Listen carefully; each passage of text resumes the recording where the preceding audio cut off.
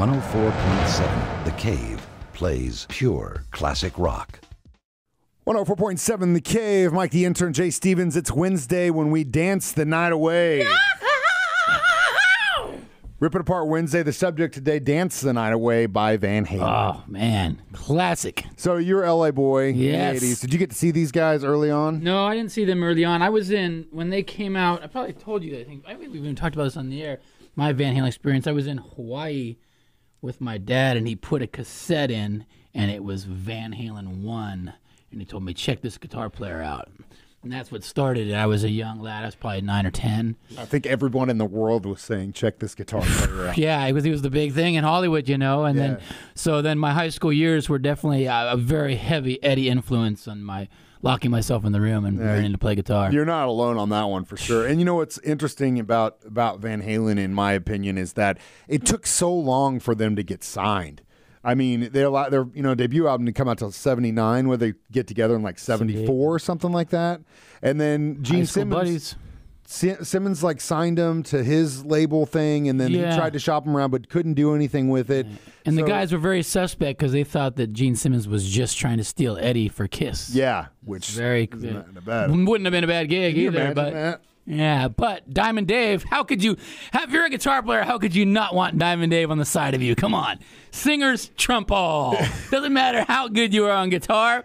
I got long hair and good looks, and I can kick like a ninja. The funny thing about that is, from what I understand, the only reason they got him in the band in the first place was because he was the one who had a PA. He did. That's totally true. Totally true. Hey, man, when you're a half-ass singer, having a PA takes you up to star level. Take note, kids. So we're going to kick today's off Rip It Apart Wednesday with the bass track, Michael Anthony. Oh, the luckiest guy in the world. Yeah, big time. Mediocre. Hey, I'm a mediocre bass player, and I'm really not very good looking, but phenomenal singer, though. Yeah, you know he did have the highs. I think, honestly, he did have the highs. Really, when it comes down to Van Halen, the best singer in the band, Michael Anthony, by far.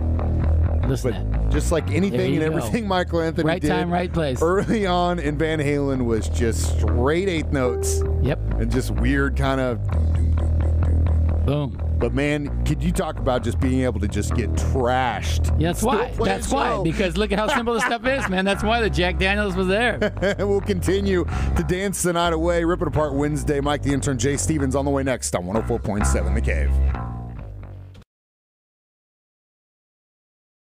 104.7 The Cave, Mike the Intern, Jay Stevens, Rip It Apart Wednesday, Dance the Night Away by Van Halen, our subject. Van Halen 2. Van Halen 2. This album took about 3 weeks to make. Follow-up album shot them into superstardom. It did. And, it's interesting because I think this was the only song that they did on this record that was actually recorded and written during the making of this record.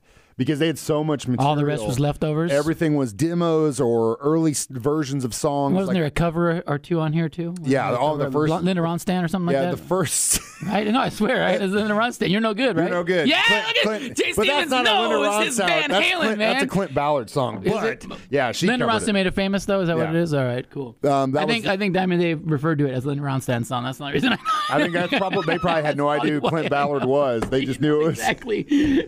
But you're no good. That's a very great cover. One thing, when this album was coming out, Diamond Dave, you got to give him credit because he said, the 80s are coming, and we're going to be the band of the decade. And he called it. Yeah, he did. That was right before when they released this album. At least for the first half. Yeah, last half, they kind of... 84, you figure... Yeah. He bailed out. I'd say that 84, 85, they hit the top, and then they just started. He jumped ship, man. Yeah, he did. Well, yeah, but then, then the Hagar, we can get into that later. Drum track, which is funny because Eddie Van Halen actually started playing the drums, but Alex stole them from him, took them over. Yeah. And that's why Alex got to be the Now, he always starts, though, on an offbeat, right? Is that what it is? It's the drums are always on the 1 and 3 instead of the 2 and 4. Yeah. I always like the way Templeman recorded his drums because I think it sounds big but not too big. It's compressed. He's got a good drum sound. And in 87 I saw Van Halen. 87 or 88 I saw Van Halen with Hagar. And the best part of the show, and I was a guitar player at the time, lead guitar player. The best part of the show was the drum solo, I thought. Oh, yeah. Like, it was by far, it was better than Eddie's solo, I thought. It was a wicked drum solo. He's like amazing. Stupid good drummer. Amazing. And, with Eddie, we'll get to more about Eddie and his deal on the way next. Rip It Apart Wednesday, Dance the Night Away from Van Halen. On 104.7 The Cave. 104.7 The Cave. Mike the Intern, Jay Stevens in the studio together. Rip It Apart Wednesday. The subject, Dance the Night Away from Van Halen. Classic Van Halen. Classic. Just a great record. Those first two records are great. Yeah, the first two albums they did were incredible. And, the first one had a lot of covers in it. I don't think they felt like they were at the point where they needed to just be completely original. Or maybe, in my opinion, a lot of the songs that Van Halen were covers, they completely made them their own. They did. And they also, that was kind of the thing to do still. Coming from the Beatles. Beatles did a lot of covers. Yeah. And so it was still kind of the thing to do for new bands. It wasn't like you just released an album of all your own songs. So I think they were still kind of in that mold still, Yeah. Interesting note of the yellow and black guitar in the back of this album. Mm-hmm. It's buried with Dimebag Darrell. Pantera. Is it really? Right? Yeah. Like, I guess Eddie and Dime were supposed to meet or hang out, and they never got a chance to do that. And I guess Eddie had heard how much Dime appreciated him as a guitar player and as a person. And so after Dime passed away, he gave him that guitar, laid it in his casket with him, and it's buried with him now. Man, that's like Grave Diggers. Let's go. Well, you know what I'm saying? You don't want to mess with that. There are guys that will mess with that. I'm sure though. there will, but like, I'd be amazed if it's still there. Yeah. You hear someone like that. That's like Grave Diggers. I'm sure there's some pretty man. high security at that site. You know what I mean? Wow. But At it's a incredible. graveyard, though? It's incredible because seriously, like your guitar as a guitar player, your guitar is like your arm. Well, and something like that guitar there, Yeah. that should be, in like the museum, like something that Hall you of Fame built, or something. that you made. Yeah, for Eddie builds yourself. his guitars. Yeah. He's the craftsman. He's the woodsmith. He's the tinker, master tinker. Not Eddie. just a player, but also a builder. And started doing things nobody else is really doing, Yeah, and it always kind of bugged me about him, especially when he first started. Like, he's such all the technical stuff that he was doing, playing with his back to the audience so no one could see him do the way Still he was his doing little solos. hammer-ons, two-handed the way tap-ons. he was doing that stuff, which is cool, and I get it. But at the same time, it's kind of like, dude, someone's going to figure it out. And and supposedly he wasn't really the first guy to do it, but he was the one that took it mainstream and got the, it's like anything. If you're the guy that gets the more publicity than the other dude. Doesn't matter if like you were the whole, first. who's that Tesla and the Edison or whatever, lighting conspiracy, same kind of thing. Yeah. You're the first one to make it huge. So just you're like, the one who did it. There you go. So what can we do today, Mike, that will make us famous? I don't know. I think we're doing it right now. Well, we're making radio great again. B-side morning show. B-side morning show, making radio great again. Let's find this solo somewhere. It's in Classic here. tone, that Eddie Van Halen tone too. Yeah. It's just his distortion. I think we're getting close. that brown. It's called the brown sound. Here we go. Hammer on harmonics. Very cool stuff, man.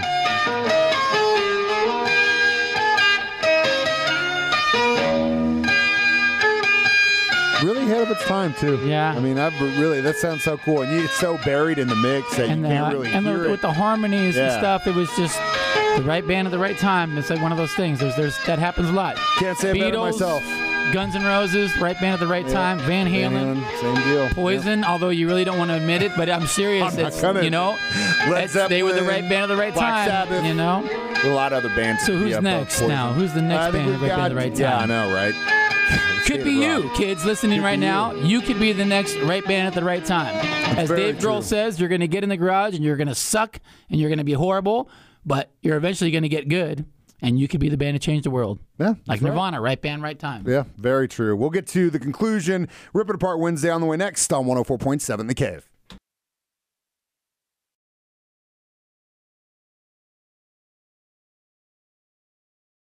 .7 The Cave. Mike the Intern, Jay Stevens. Dance the Night Away. Rip It Apart Wednesday is what's going on right now. We've got to the conclusion. The vocal. Have you seen her?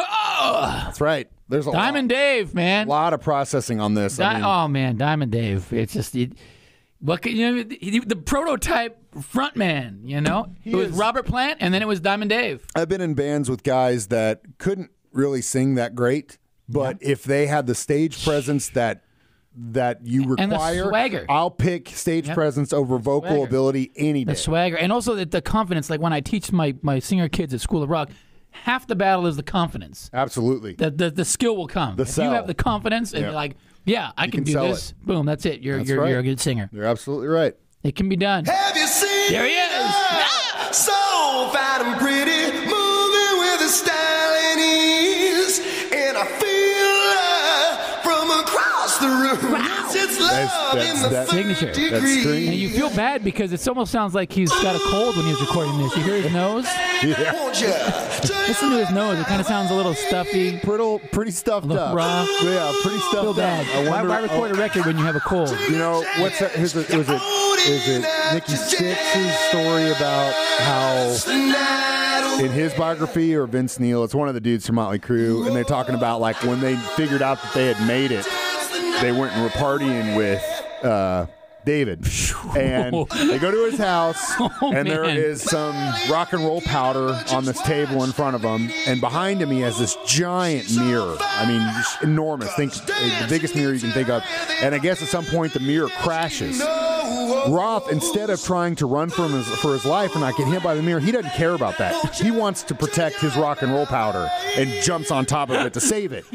And like the band members are all looking at him going, "Oh my God, dude, that's your first concern?" Right there. Diamond Dave, baby. Drugs are bad. We always somehow get to that, but drugs are really bad. So hey, don't do man, them. he used to tell the manager, tonight, send them in twos. Yeah. Yeah, send those girls in twos. It's crazy. You just call your shots, man. I Can know. you imagine being on tour with Van Halen, being Diamond Dave back in the day? Just, gosh. Oh, yeah, that's right. Oh, yeah, that's right. We'll let Dave call it like it is. Closing out. No Ripping brown M&Ms tonight. No, baby. To Rip It Apart Wednesday. Stance the night away, Van Halen. On 104.7 The Cave.